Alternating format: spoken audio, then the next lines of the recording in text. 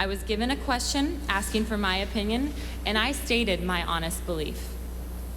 Not only do I hold this belief, but as Mr. Trump said, the President of the United States, the Secretary of State, and many Americans agree with me in this belief.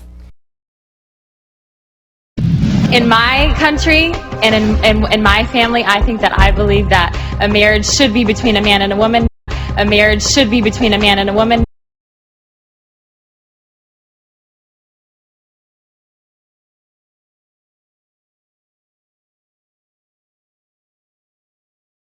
You know, for me, we have made it very clear in our country that we believe in equality. How we get to full equality is the debate we're having. And I am absolutely in favor of civil unions with full equality of benefits, rights, and privileges. And I've also been a very strong supporter of letting the states maintain their jurisdiction over marriage. And I believe that was the right decision for a lot of reasons. It's easy again to forget that just 2.5 years ago, we were facing all of these referenda that were enshrining discrimination in state constitutions.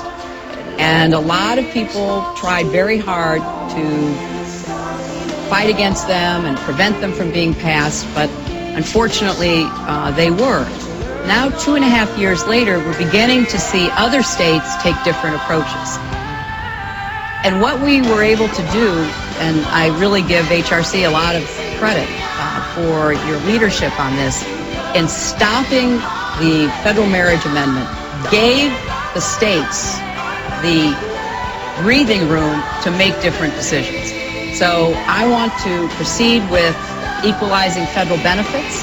I want to repeal Section 3 of DOMA, which stands in the way of the extension of benefits to people in committed same-sex relationships. And, you know, I will be very strongly in favor of doing that as president. The Secretary of State and many Americans agree with me in this belief. I disagree completely. I do not think homosexuality is immoral.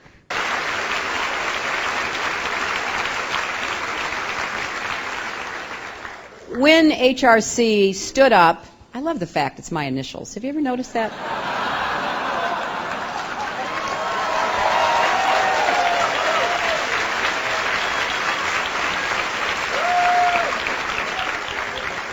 When HRC stood up and took on the federal marriage amendment, you were making an important statement because this amendment was wedge politics at its worst. It was mean-spirited. It was against the entire forward movement of American history. It was the first time that anyone was proposing that we amend the Constitution to deny citizens' rights, rather than widening the circle of rights and opportunities. And I was proud to meet with Joe and others representing HRC and other groups to strategize together, because it gave us an opportunity to not only defeat the amendment, but to lay down some markers about the positive agenda we are pursuing.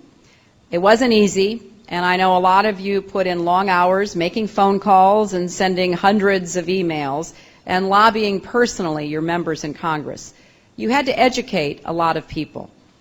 Joe saw that even at the meetings we held. There were a number of my colleagues who just weren't quite sure what this was all about. But in the end, we stopped the federal marriage amendment, and we sent a strong message that we will not stand idly by when anyone tries to write discrimination into our Constitution. We want to make sure that all Americans in committed relationships have equal benefits, from health insurance and life insurance to Social Security and property rights and more. It is wrong that so many people are unable to care for those they love, to leave them their homes and belongings, to ensure they can see a doctor, to visit them in the hospital when they're sick. These are fundamental rights, and we will continue to push until they are equally available. As many of you know,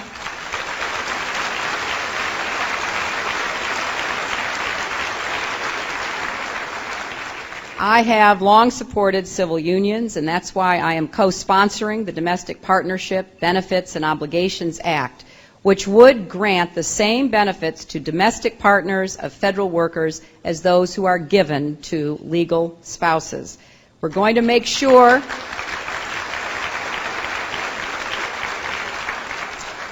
that nothing stands in the way of loving couples, gay or straight, who want to adopt children. I have spent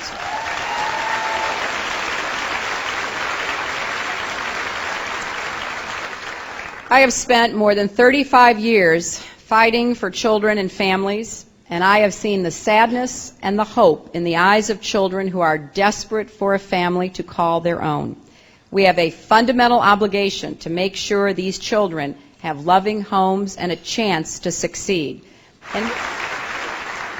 And I know, based on my experience in the last 2 years in the battle against FMA, that working with all of you, we can accomplish these goals because we have the same determination, the same can-do attitude, and the same great initials. And in the end, these issues speak to the core truths of our democracy. That is the fundamental principle that unites us as Americans.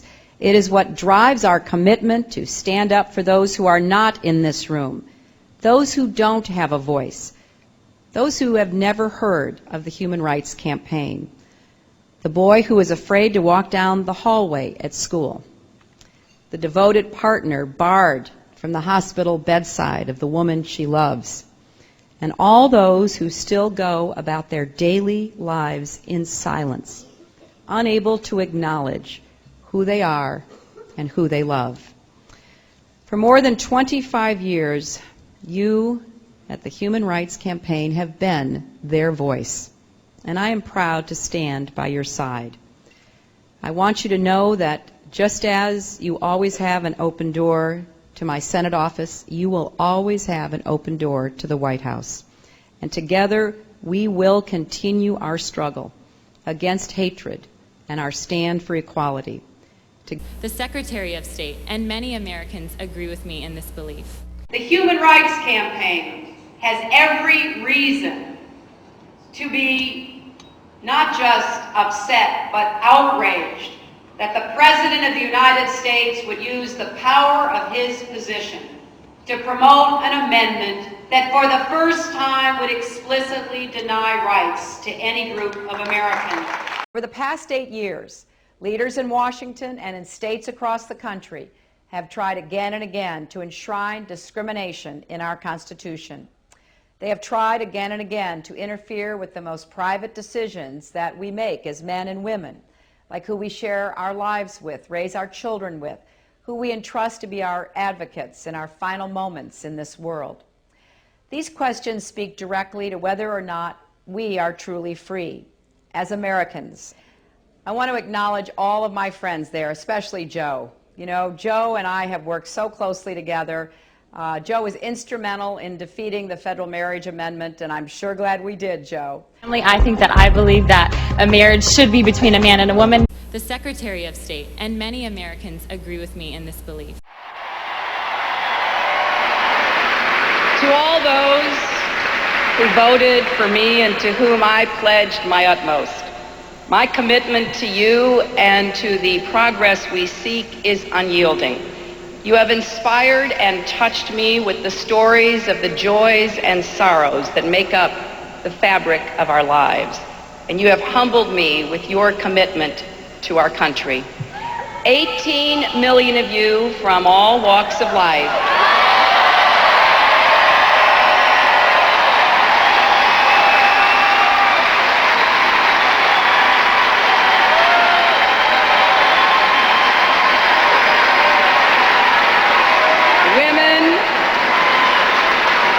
women and men, young and old, Latino and Asian, African American and Caucasian, rich, poor and middle class, gay and straight, you have stood with me.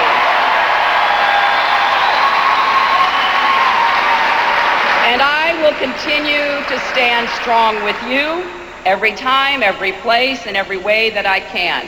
The dreams we share are worth fighting for.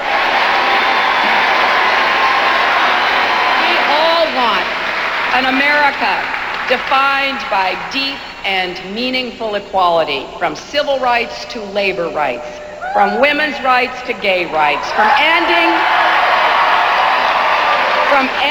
discrimination. There are no acceptable limits, and there are no acceptable prejudices in the 21st century in our country.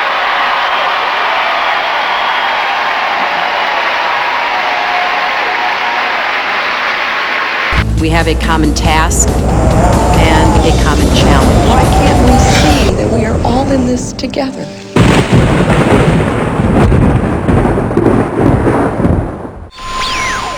Humanity is going on.